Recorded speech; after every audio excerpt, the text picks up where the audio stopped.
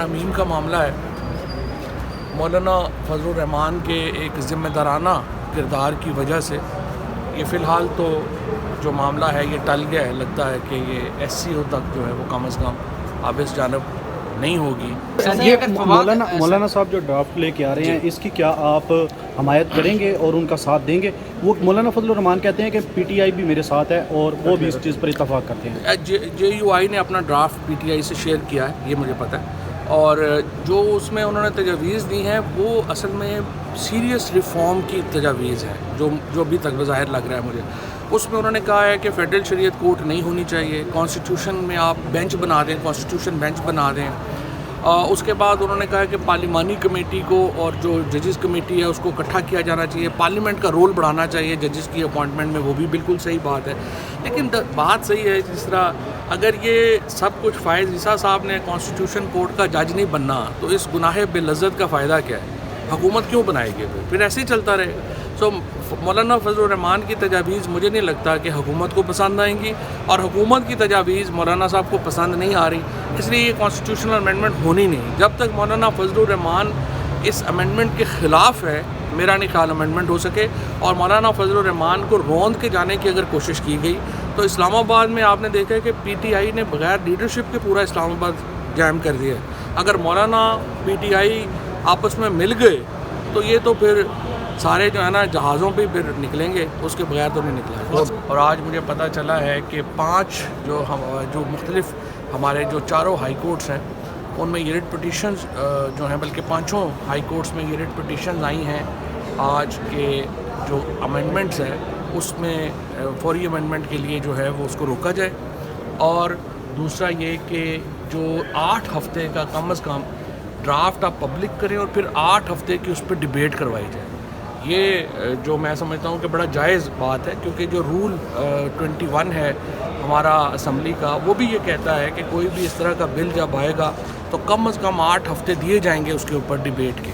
اور پوری دنیا میں اس طرح کی حساس جو امینڈمنٹس ہیں وہ اس طرح فوری نہیں ہوتی. ہمارے ہاں جو 18ویں آئینی ترمیم آئی تھی وہ 1 سال سے زیادہ ڈیبیٹ ہوئی تھی.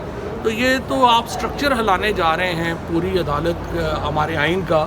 آپ ہماری جو سپریم کورٹ ہے اس کو ہی ختم کرنے جا رہے ہیں، چیف جسٹس پاکستان کا عہدہ ختم کرنے جا رہے ہیں. تو یہ صرف 1 آدھ ہفتے کی بات سے تو نہیں یہ بات ہونی نا. یہ اس کے اوپر کم از کم میں سمجھتا ہوں کہ یہ جو آج استدعا کی گئی ہے ہائی کورٹ سے بڑی صحیح استدعا ہے. 8 ہفتے کا وقت آپ دیں کم از کم، اور اس کے اوپر ایک تھورو ڈیبیٹ جو ہے وہ ہونی چاہیے. عدالتی ریفارمز ایک معاملہ ہے، عدالتی اصلاحات ایک اور معاملہ ہے، اور وزیر اعظم اور حکومت کے ماتحت کرنا عدالت کو یہ ایک اور معاملہ ہے. اگر انتظامیہ کے ماتحت کر دی جائے عدالت تو اس سے تو پھر ہمارا جوڈیشل سٹرکچر ہی ختم ہو گیا. پھر تو جو سپریشن کا پرنسپل ہے وہی ختم ہو گیا. اور اس کو دیکھیں، میں تو سمجھتا ہوں کہ حکومت کو اور اسٹیبلشمنٹ کو غلط رائے دی گئی ہے.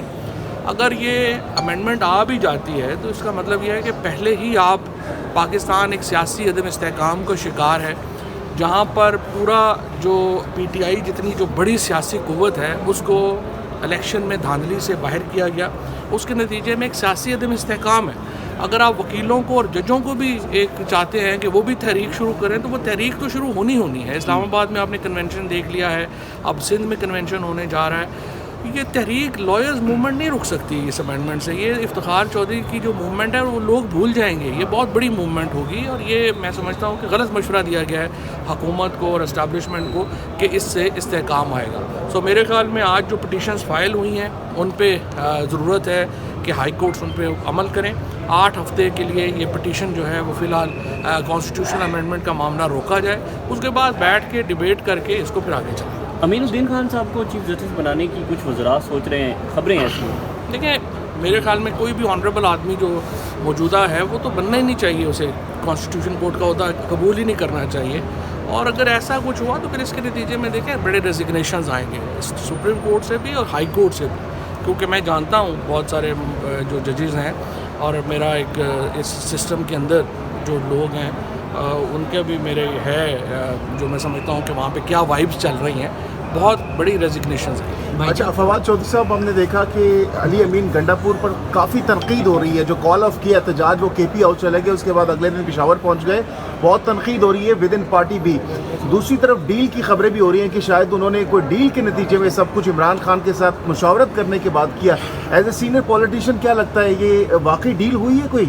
دیکھیں جی، انگیجمنٹ کی ضرورت تو ہر وقت رہتی ہے. دیکھیں ہم کوئی ملیٹنٹ تو نہیں ہے نا کہ جو بندوقیں اٹھا کے کو مارگلا کی پہاڑیوں پہ چلے جائیں گے یا توپ خانہ اپنا شروع کر لیں گے.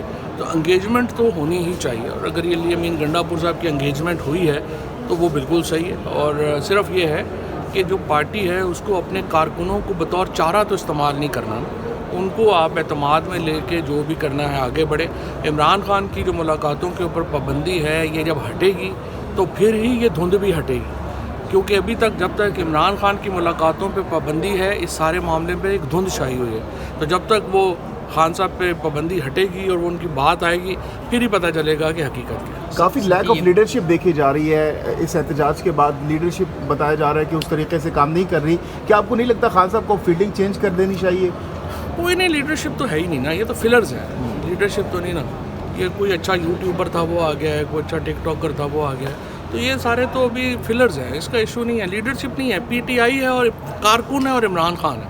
آپ نے دیکھا انہوں نے کال دی پنڈی میں کس قسم کا احتجاج ہوا، انہوں نے کال دی اسلام آباد میں کس قسم کا احتجاج ہوا. تو عمران خان جو کہتے ہیں وہ ہوتا ہے، درمیان میں کوئی ایسا کیڈر نہیں ہے.